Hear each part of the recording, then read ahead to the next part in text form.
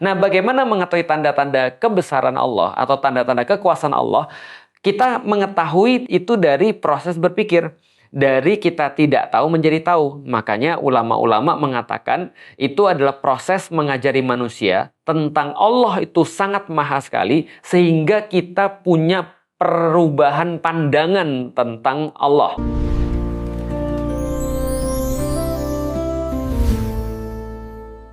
Ketika kita berbicara tentang Rasulullah Shallallahu Alaihi Wasallam, beliau diutus untuk apa? Untuk membuat orang-orang itu berubah agar mereka lebih dekat kepada Allah. Itu kan ya. Jadi huwaladzi ba'atsa fil ummiyina rasulam minhum yatlu alaihim ayatihi wa yuzakkihim wa yu'allimuhumul kitaba wal hikmah. Jadi dikatakan dalam surat Al-Jumu'ah, adalah Allah yang telah mengutus Rasulnya, gitu kan ya, untuk melakukan 4 perubahan. Yang pertama adalah perubahan yatlu alaihim ayatihi. Dia membacakan kepada Nabi Muhammad, membacakan kepada manusia ayat-ayat Allah, membacakan tanda-tanda kekuasaannya, wa yuzakkihim, dan mensucikan hati mereka.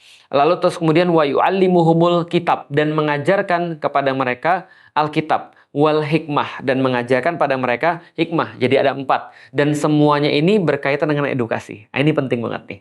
Bahwasanya Nabi Muhammad datang untuk mengubah manusia. Dan mengubah manusia itu tidak bisa dilakukan dengan cuma ngasih makan doang. Garis bawain tuh, tidak mungkin bisa dilakukan dengan ngasih makan doang. Maka apa yang dikasih agar orang berubah? Yang dikasih ada 4. Dikatakan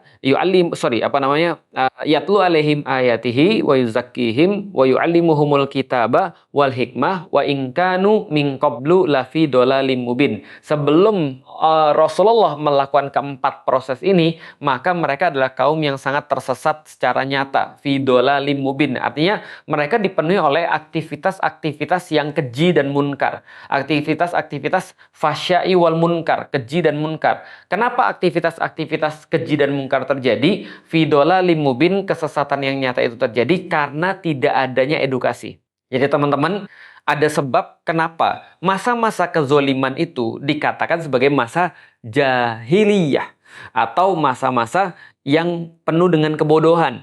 Karena tidak ada ilmu di situ, karena tidak ada pendidikan di situ, karena tidak ada edukasi di situ. Dengan kata lain, edukasi itu menghapuskan kriminalitas. Itu teman-teman harus paham. Dan literasi atau edukasi itu berhubungan langsung dengan rendahnya tingkat kriminalitas. Bisa kita balik, kalau begitu, kenapa tingkat kriminalitas itu meroket? Karena orang bodoh. Karena orang-orang tidak teredukasi, tidak terdidik. Ini dulu yang perlu teman-teman tahu. Maka kalau kita berbicara tentang tugas Rasul yang sebenarnya, tugas Rasul bukan ngasih makan orang. Tugas Rasulullah sebenarnya, walaupun balik lagi ya, kita sudah bahas dari awal bahwasanya Rasul tidak akan pernah diam ketika ngelihat orang lapar, ketika ngelihat orang yatim misalnya nggak dikasih makan orang, nggak akan diam ketika ngelihat orang stunting. Tapi kita harus tahu itu semua adalah tools daripada satu tujuan.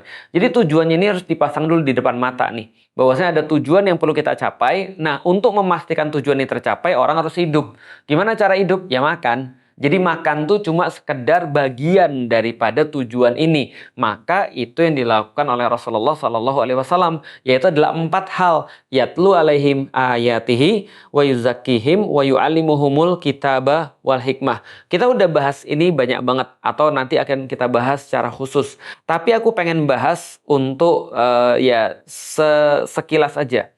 Apa yang di dalam 4 ini? Pertama adalah yatlu alaihim ayatihi, membacakan kepada manusia ayat-ayat Allah. Itu terjemahan literalnya.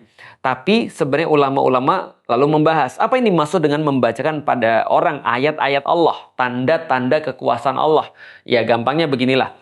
Setiap orang itu ditentukan oleh tanda-tanda sebenarnya. Dalam bahasa Indonesia tanda itu adalah alamat. Ya, itu bahasa Arab sih.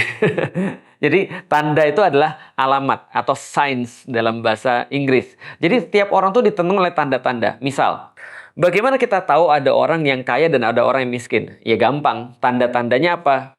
Baju yang dia kenakan, atau misalnya aksesoris yang dia pakai, atau misalnya mobil yang dia punya, atau rumah yang dia punya. Itu adalah tanda-tanda hartanya. Semakin besar misalnya rumahnya, semakin mahal kemudian mobilnya, semakin bagus bajunya, itu setidaknya menjadi tanda meskipun belum pasti. Jadi tanda-tanda artinya wajar banget kayak Tukang parkir ketika dia memperlakukan orang berbeda-beda, lihat dari mobilnya, karena itu kan tanda-tanda gitu. Misalnya ketika dia ngelihat ada mobil LCGC gitu ya, udah pergi gitu gitu ya. Tapi kalau ngelihat mobil yang bagus gitu ya, mobil sports car, Assalamualaikum Pak, misalnya langsung kayak gitu. Nah itu kan dia ngelihat tanda-tandanya tuh, tanda-tanda orang tuh kaya atau tidak. Kalau tanda-tanda orang tuh terdidik atau enggak, ya kata-katanya. Kalau kata-katanya itu runut, sistematis, tidak dipenuhi dengan kata-kata kotor, kita tahu bahwasanya orang ini terdidik setidaknya. Atau misalnya tanda-tanda bahwa dia tuh misalnya kayak masa lalunya seperti apa ya, kita bisa lihat dari badannya dan seterusnya. Nah, bagaimana mengetahui tanda-tanda kebesaran Allah atau tanda-tanda kekuasaan Allah? Kita mengetahui itu dari proses berpikir. Dari kita tidak tahu menjadi tahu. Makanya ulama-ulama mengatakan itu adalah proses mengajari manusia tentang Allah itu sangat maha sekali sehingga kita punya perubahan pandangan tentang Allah. Ibaratnya gini, tadi tukang parkir ya, ketemu mobil LCGC dengan ketemu mobil sports car, ya beda lah. Ketemu mobil di bawah 200 juta dengan ketemu mobil di atas 2 miliar, ya pasti beda lah kelakuannya. Manusia juga sama. Ketika dia memahami Allah itu punya banyak sekali tanda-tanda kekuasaannya dengan belum memahami tanda-tanda kekuasaan Allah, beda cara dia memperlakukan Allah. Setidaknya Allah menjadi penting bagi kita ketika kita sudah tahu tanda-tanda kekuasaan Allah. Maka perubahan yang pertama menurut ahli edukasi barat adalah perubahan kognitif. Dari orang tidak tahu menjadi tahu. Jadi edukasi dalam level kognitif, dalam level tidak tahu menjadi tahu. Yang kedua adalah wa yuzakkihim. Ketika ulama-ulama membahas tentang tanda-tanda kekuasaan Allah, kemudian kita sudah ngerti dan kita sudah tahu dengan siapa kita berhadapan, Allah itu berarti ya lebih penting daripada orang-orang penting yang ada di dunia ini, sehingga kita tuh ngelihat Allah dengan cara yang berbeda, kita mulai respect dengan Allah, kita mulai mau taat sama Allah, kita sudah merasa bahwa Allah ini keren. Tapi itu semua tidak lengkap kalau kita tidak merasa bahwa diri kita tuh memerlukan. Karena kita tahu ya, ya Elon Musk boleh kaya, tapi kalau bagiku aku nggak perlu duit, ya aku nggak akan melihat Elon Musk itu ngefans banget, nggak perlu. Kalau misalnya aku ngelihat misalnya kayak Michael Jordan misalnya, main basketnya bagus banget, atau Cristiano Ronaldo ketika main bola keren banget. Messi misalnya main bola keren banget, tapi kalau aku nggak merasa ada kepentingan aku di sana, ya aku nggak akan pernah untuk menganggap mereka, ya aku menganggap mereka hebat sih, tapi aku nggak merasa perlu untuk sama mereka. Orang merasa perlu karena dia merasa, gini, orang tuh mau untuk taat ketika, atau orang mau untuk berhubungan ketika dia tuh merasa perlu. Kenapa dia merasa perlu? Karena dia merasa lemah. Nah itu, wa yuzakkihim itu adalah merasa bahwasanya kita tuh tidak bisa menyelesaikan permasalahan kita tuh lemah, maka kita mau untuk dekat sama Allah. Makanya ini adalah cara untuk benar-benar selfless. Menurut para ahli edukasi, inilah titik kedua yang dinamakan dengan pendidikan dalam level afektif, yaitu adalah dari level emosional. Kalau tadi dari level logis, kognitif, kalau ini dari level afektif, dari level emosional, sehingga dia dari tidak mau menjadi mau. Kalau tadi dari tidak tahu menjadi tahu, ini dari tidak mau menjadi mau. Dua level ini aja, ini udah keren banget, karena perubahannya terjadi lewat non fisik. Jadi dia terjadi tanpa orang lihat ada perubahan apapun. Belum orang tuh melakukan sesuatu, belum orang itu praktek, tapi itu sudah berubah pada dirinya. Dua level ini. Nah, inilah namanya perubahan yang diakibatkan dengan edukasi. Jadi edukasi itu pertama-tama akan melahirkan perubahan pandangan, cara pandang yang baru, dan cara merasa yang baru.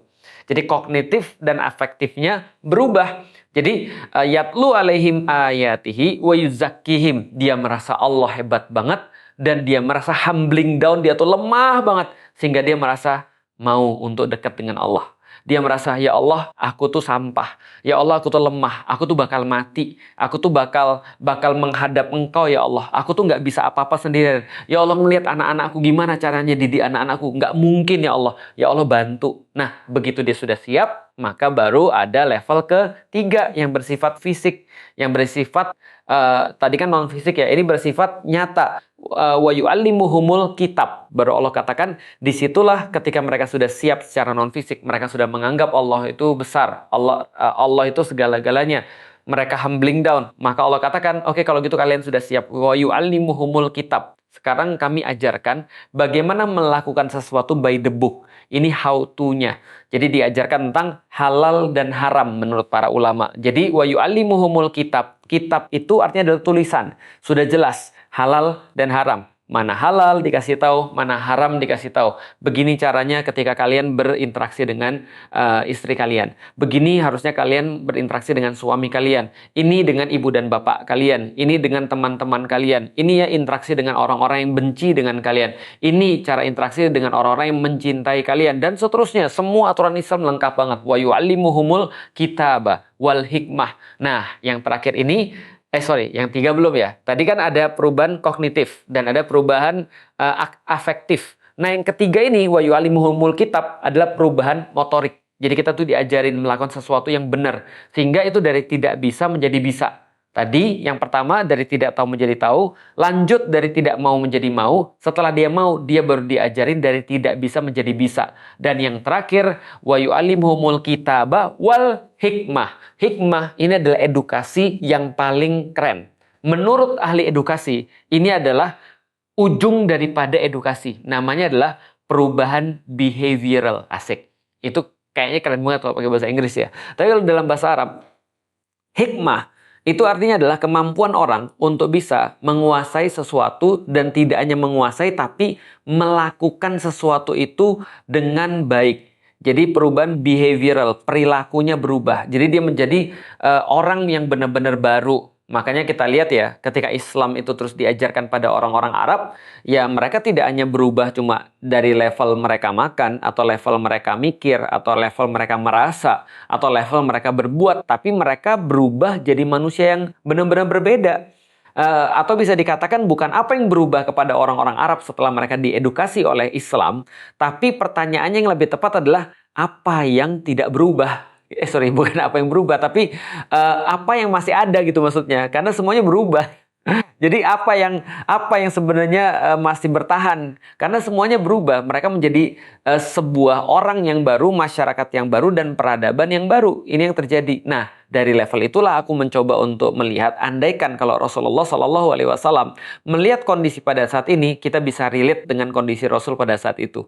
Beliau lebih parah daripada kita pastinya. Kita masih banyak banget orang-orang yang baik di Indonesia. Kita masih banyak banget orang-orang baik di dunia. Tapi di masa Rasul, kita udah pernah jelasin, beliau berada di beliau berada di ujung. Berada di penghujung peradaban Persia dan Romawi. Di saat dunia sedang menghadapi sebuah permasalahan peradaban yang sangat besar, dan waktu itu orang-orang tidak bisa menemukan solusi daripada bagaimana mengatasi beban-beban peradaban, banyak orang-orang yang mati, kezoliman merajalela, jahiliyah terus kemudian di mana-mana. Maka Rasul waktu itu melihat semuanya itu, dan ketika beliau di Gua Hira, setelah beliau melihat banyak sekali kezoliman dan beliau berpikir harus mulai dari mana, jawaban Allah, Iqra. Bukan makan. Paham ya maksudnya ya? Jadi aku mencoba untuk berpikir, apa yang itu semuanya diberikan oleh Allah? Iqra, bacalah. Padahal pada saat itu orang-orang yang miskin ya perlu makan. Orang-orang yang yang disandera, yang disiksa sama orang-orang kafir Quraisy, mereka perlu untuk diselamatkan. Tadi yang kita bilang alladzi at'amahum min ju' wa amanahum min khauf, menjadi konsep negara modern tadi. Itu juga diperlukan di masa Rasul. Tapi semua itu adalah menjadi cita-cita daripada perubahan besar yang pengen dilakukan. Nah, mulainya perubahan besar itu dengan apa? Edukasi, Iqra, yang tadi kita bahas 4 hal itu di dalam surat Al-Jumu'ah. Iqra bismi rabbikal ladzi khalaq. Khalaqal insana min alaq. Iqra wa rabbukal akram. Artinya kita berbicara tentang perubahan apa yang diusung oleh Rasulullah. Perubahan revolusi, bukan revolusi. Tapi beliau tuh mengajukan sesuatu yang lebih besar daripada revolusi. Namanya liberasi. Pembebasan, liberasi, literasi. Jadi pembebasan literasi. Karena pada saat itu orang-orang dijaga agar tetap bodoh. Kenapa dijaga agar tetap bodoh? Agar taat. Supaya mereka nggak pernah protes dengan kezoliman-kezoliman yang terjadi. Karena mereka nggak ngerti bahkan ini adalah sebuah kezoliman. Mereka cuma taken for granted. Mereka lahir dengan sebuah keyakinan atau dengan sebuah kebiasaan bahwasanya orang kulit hitam itu lebih rendah daripada orang kulit putih. Bahwasanya orang-orang yang Arab yang bernasab bagus itu sudah wajar ketika mereka berkuasa. Sudah wajar ketika mereka sebagai orang-orang kecil harus bayar misalnya riba, pajak yang sangat-sangat mengikat dan mencekik. Sementara wajar banget juga kalau ada orang-orang yang lahir dalam kondisi yang lebih baik daripada mereka, lantas mereka bisa menikmati apapun yang tidak pernah bisa dinikmati oleh orang lain. Dan menjadi sebuah kewajaran pula ketika kamu lahir perempuan, lu apes. Itu adalah cara berpikir zaman dulu yang mereka tidak memperbolehkan edukasi. Kenapa? Karena edukasi itu membebaskan. Persis seperti sekarang kan, di Gaza misalnya. Bahwasanya edukasi itu adalah crime. Sama kayak di One Piece. Di One Piece juga sama. Belajar itu adalah sebuah kriminal. Di Gaza juga sama. Belajar merupakan sebuah kriminal. Kenapa? Karena dengan belajar, mereka bisa mengubah pemikiran mereka, mengubah perasaan mereka, mengubah cara mereka melakukan sesuatu, dan mengubah perilaku mereka. Itu yang tidak diinginkan oleh kafir Quraisy.